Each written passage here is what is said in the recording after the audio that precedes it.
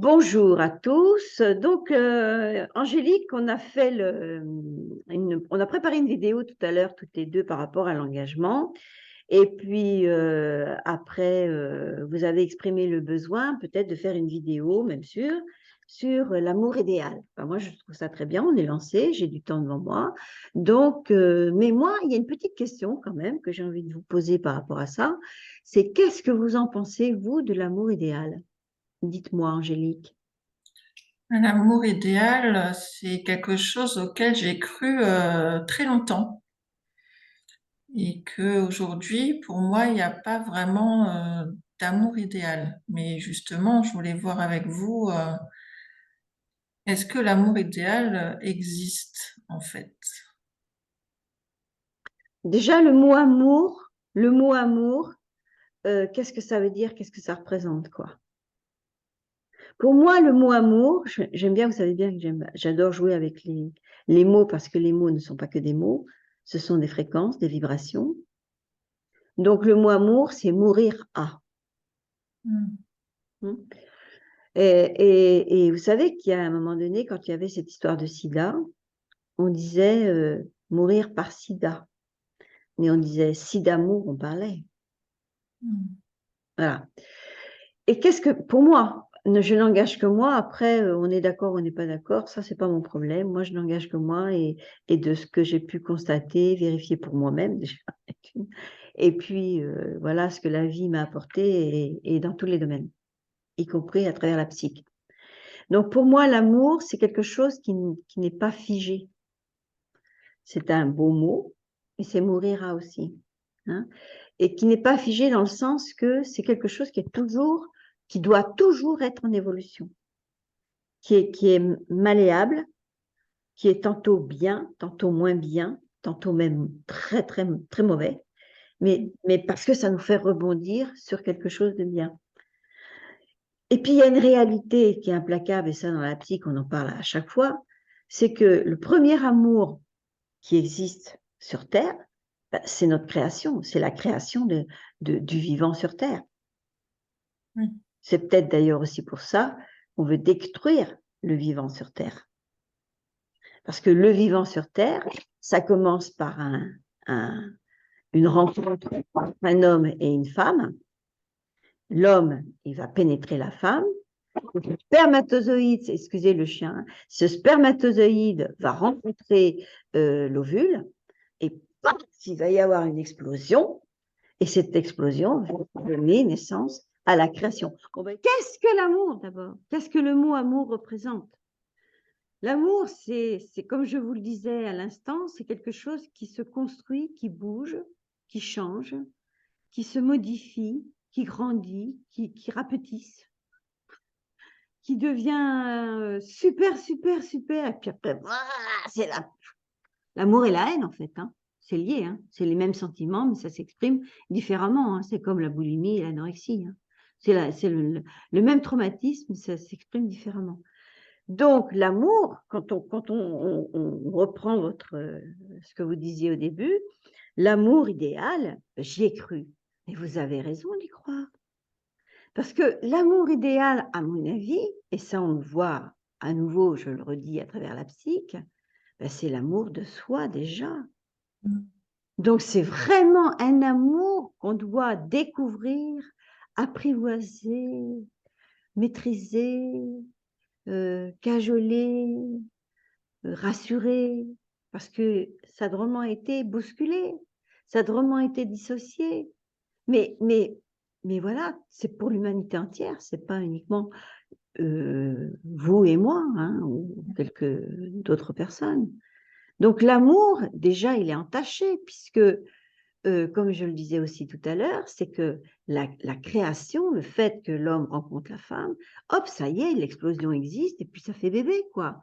Donc bébé, c'est de la création, c'est de l'amour. Donc là, il n'y a pas de sentiment, il n'y a pas d'émotion, il n'y a pas de conditions, hein, il n'y a pas je veux ou je veux pas, il n'y a pas. C'est une création.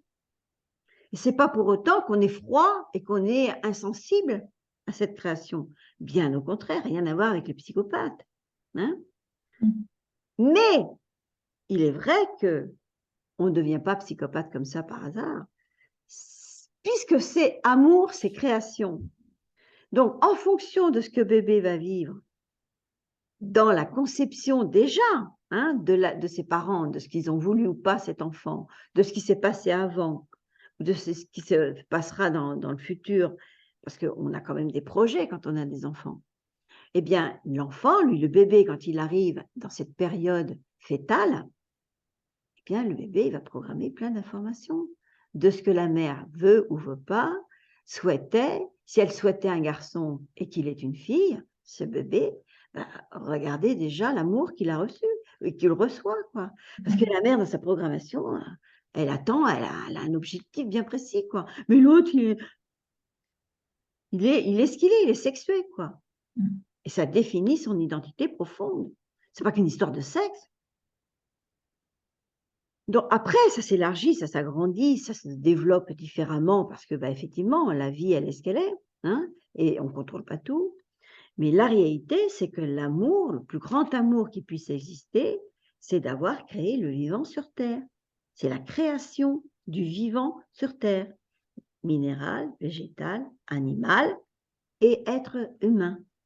Donc, à mon avis, si on veut absolument, parce que c'est le constat qu'on fait, je ne suis pas la seule à le faire, heureusement, si on fait le constat actuellement de tout ce qui est prévu, organisé depuis des générations, hein, par un certain groupe de personnes, il semblerait qu'on veut tuer, qu'on veut détruire la création. Oui, mais comment ça se fait qu'ils ont envie de détruire la création? N'auraient-ils pas été détruits, eux, dans leur propre création, même avant leur création? Puisque si on sait que c'est préparé de plusieurs générations, on sait que la cellule, elle absorbe, elle est envahie, elle projette.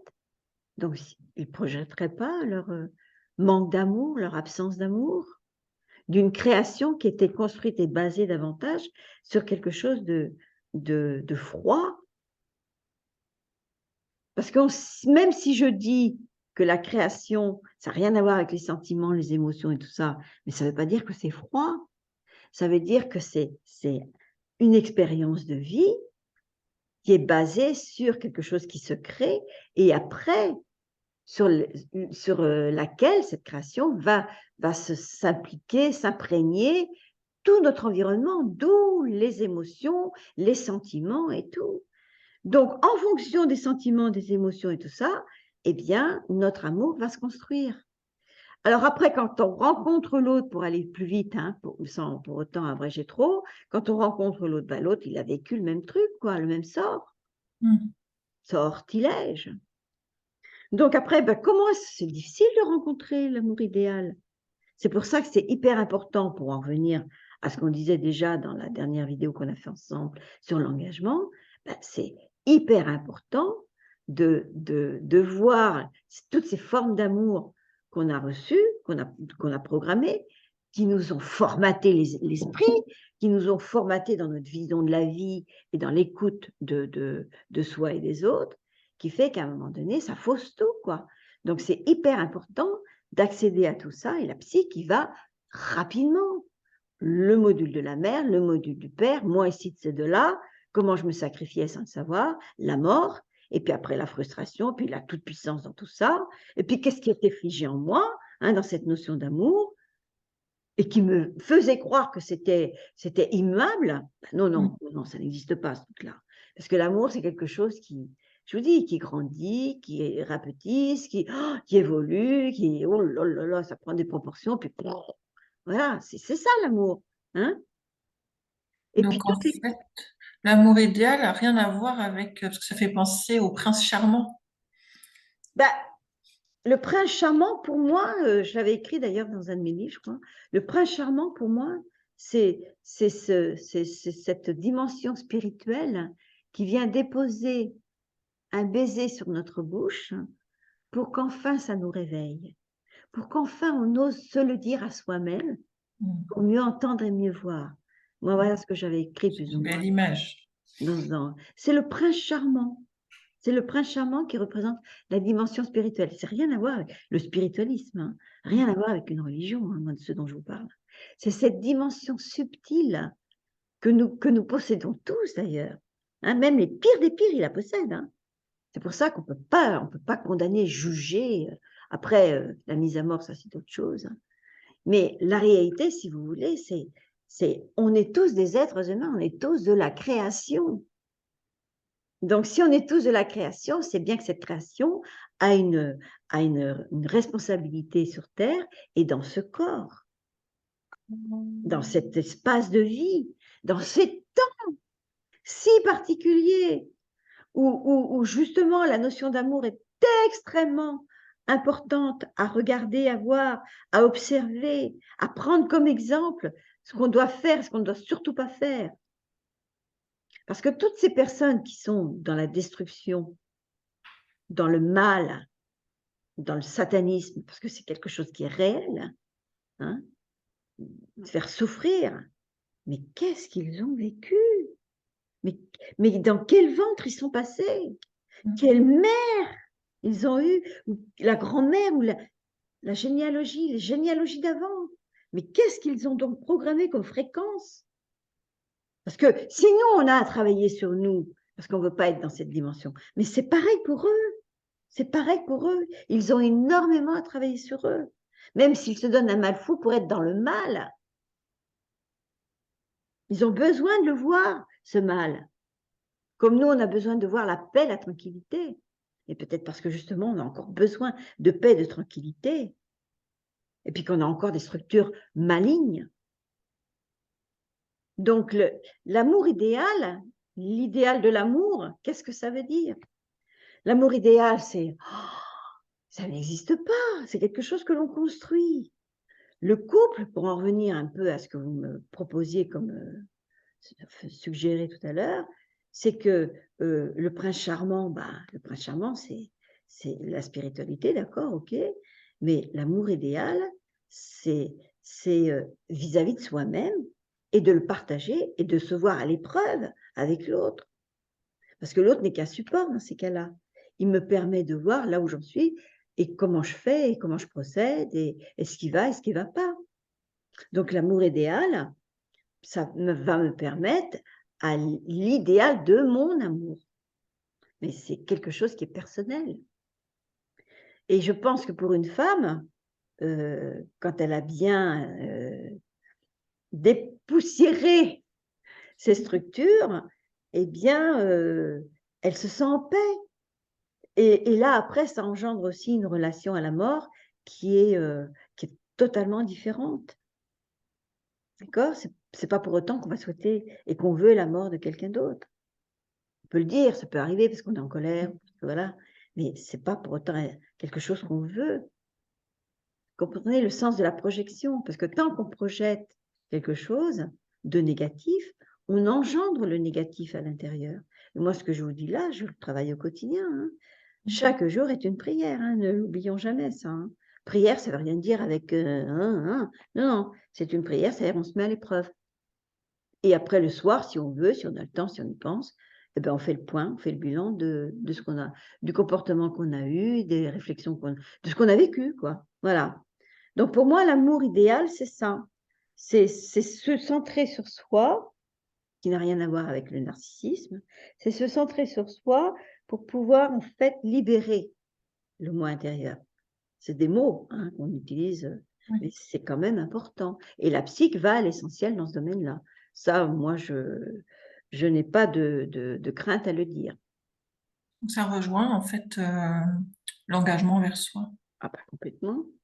L'engagement, l'amour, c'est deux mots différents, mais apparemment, le mot amour serait plus facile à dire, quoi. C'est plus courant, plus courant. Mais après, quand on regarde des films qui nous tournent l'esprit et qui ne sont pas faits vraiment pour nous enseigner l'essentiel, eh bien, voilà, les films, les livres, tout ça, mais il y a de quoi se poser des questions ou de ne pas du tout s'en poser sur ce que veut dire vraiment le mot amour, quoi. Le mot amour, c'est être en accord avec son âme. C'est toujours pareil. ou l'essence spirituelle, quoi.